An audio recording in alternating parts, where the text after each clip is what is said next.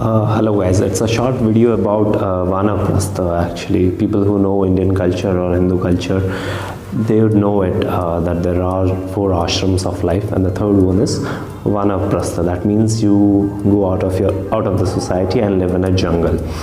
So I want to share what's the importance of living in a jungle, why it has so much of priority and so much of importance in our culture, basically in the Hindu culture or the Vedantic literature.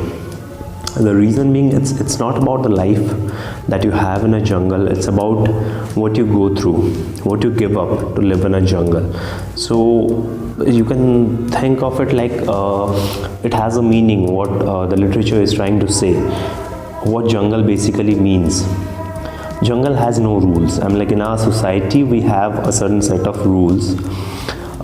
We have a certain duty to do, we have a certain status in the society, people respect us, or we have a certain amount of dignity or ego or whatever you say, that in the society. But in a jungle, nothing exists. Like no one would think, a lion won't think that you are let's say a prince or you are a rich person, so I won't eat you. So in a jungle, everyone is same, and there is no rule to be followed. And to live in a jungle, you need to give up your ego. That's what the major reason is to go get out and live in a jungle. You can't survive with ego in a jungle. Like no one gives you respect, no one obeys you, or no one listens to you. Again, no one like everything that you do in a normal society, nothing exists in a jungle. Say for example, that's beautifully portrayed in one of the greatest literature of India, that's the Mahabharata. What happens is, a set of 5 people, the Pandavas, they were asked to live in the jungle for 12 years.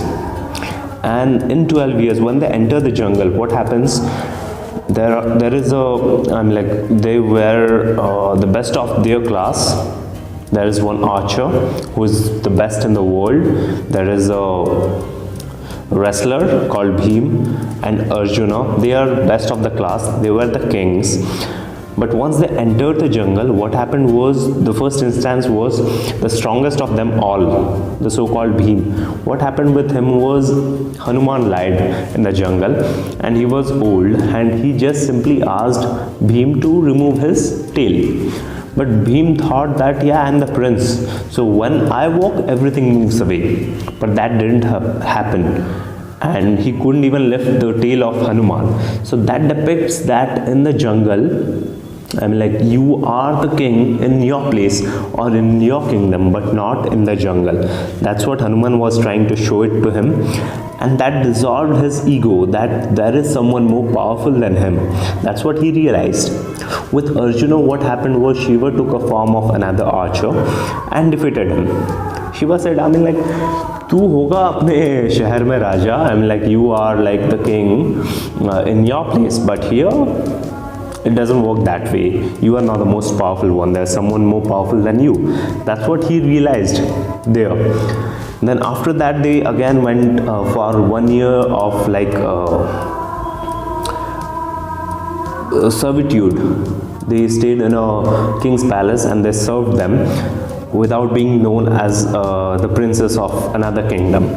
And there that too happened. With Bhim, what happened was, Bhim was always involved in eating.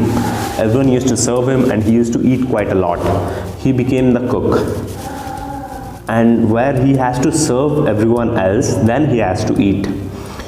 Arjuna was a masculine figure. Every girl would go after him, and he has to live in the girls' quarter, being a napunsak. It's like a halfway boy and a girl kind of thing, wearing a girl's dresses.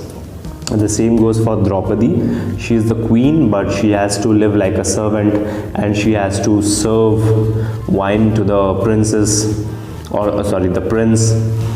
And Yudhishthir, who was so much proud that he was a speaker of truth. He always spoke truth and everyone praised him for that, and he was proud of that. But he got slapped just for saying the truth by the king. The king said, ठीक है, तू अपने जगह सच बोलता है, but here I like lies if it's more comforting than truths, if the truth is harming or hurting.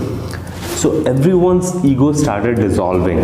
It was a play. I mean, everyone was destined to go through this phase, just to become out to be the right person, to have the right amount of humanity in them, and to be eligible to rule a kingdom.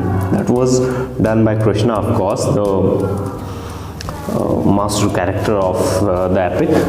But the point here is, what happens in jungle? Once you go into a jungle, you have to leave all your insecurities that make you do unwanted things, that make you go with all those bad qualities like jealousy and jealousy, rage, anger. All those qualities go away once you step in the jungle, because there are no insecurities, no one obeys you, no one respects you.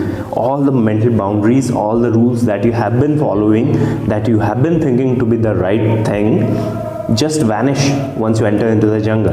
That's the point of the entire concept was. The entire concept of ashrama was, once you enjoy all the fruits of grihasth and brahmacharya, then you go for vanaprastha, where you leave all the qualities that you were indulging in. Relationships, there's no relationship in a jungle. There's nothing like I am your father, I am your mother, you need to obey me. Simply no rules. Anyone can do anything. That's what is called Matsya Nyaya. That means the powerful is the ruler. There's no rule. Who has power, he has the command over things. So the point here is giving up everything that you have accumulated, all the knowledge, everything that you know is to be true, that has to be followed, all the qualities that you have inherited from the society, from the people you spend time with, from your parents, every quality, every other nature, habit, everything that you have inherited in the first two phases of your life, first two ashrams, brahmacharya and then grihasth, you just give up in vanaprastha. Then you are ready for being a sannyasi.